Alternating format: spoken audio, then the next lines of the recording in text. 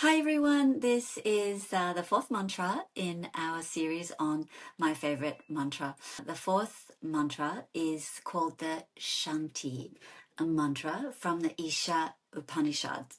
And you might also know it as the whole and complete Purnam Adah mantra. It's a beautiful one, and I will recite it, and then I'll give you the translation, and then we can talk a little bit about what it means to me, what the themes are, and also how you might be able to incorporate it into your own practice. So let's go. Om Purnam Adah Purnam Idam Purnat Purnam Udachyate Purnasya Adaya Purnam Eva Vashishyate Om.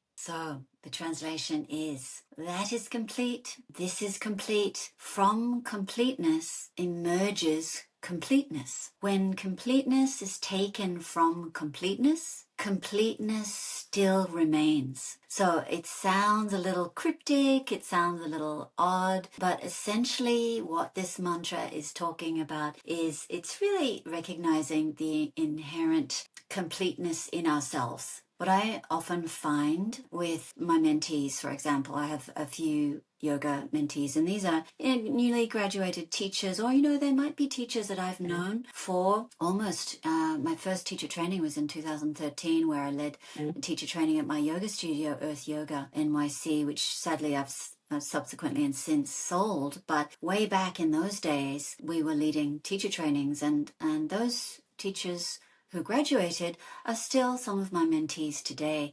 What I notice as they evolve in their yoga teacher journey is that they may look too often at social media, and they come away with this feeling of being not enough. So you always see those yoga practitioners and teachers who are, maybe they're doing inversions and they're very, very practiced and very accomplished. And you might think, well, I'm nowhere near that. And you might think, oh, could never do that. And so you bring yourself down and you think that you're not enough.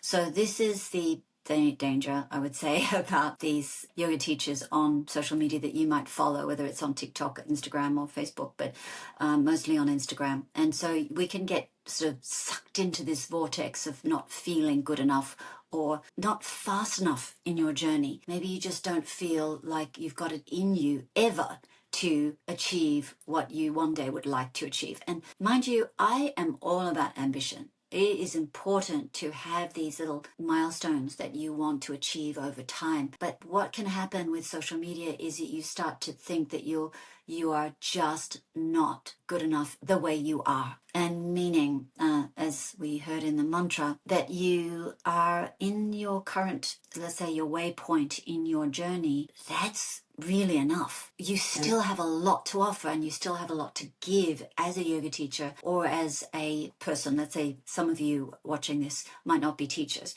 You might be watching just for the purposes of understanding the mantra. So wherever you are in your life journey, you may just be feeling, whether it's social media, it might be other places in the workplace, or maybe your own family who might gaslight you or may make you think that you just aren't there, and therefore that you're a loser or you're just not good enough. I'm inviting you to recite this mantra because it will cure you of the tendency towards over-judgment and over-self-critiquing. What it invites us to do is just remind us of the interconnectedness of us in the whole universal order, in where we are in the larger world, in the whole scheme of things. So it's so important to understand that we are a part of a bigger whole, and that the journey we're on is where we need to be in this moment. You will improve, you will continue, you will make these realizations, and you'll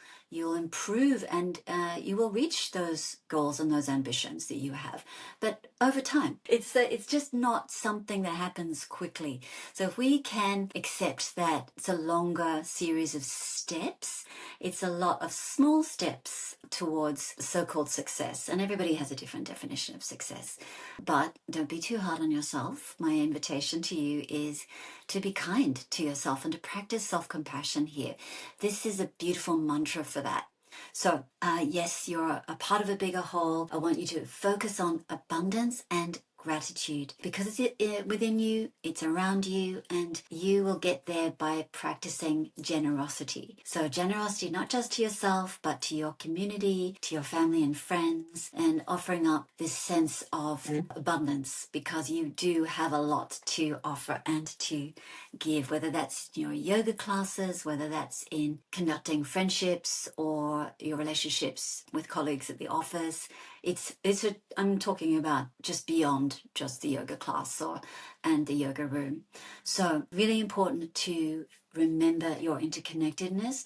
And a way to do that when you are breathing and you're meditating is to chant this mantra, but also to take in this sense of connection, and not just to friends, family, and people you know, but your connectedness to things beyond your own understanding. So to the wider consciousness, people you do know, people you don't know. Connection to nature, connection to humanity on a small scale, an immediate interrelationship level, but also to the people who might be strangers to you, and then on a larger level, perhaps beyond countries. So you're looking on a macro, but also on a micro level.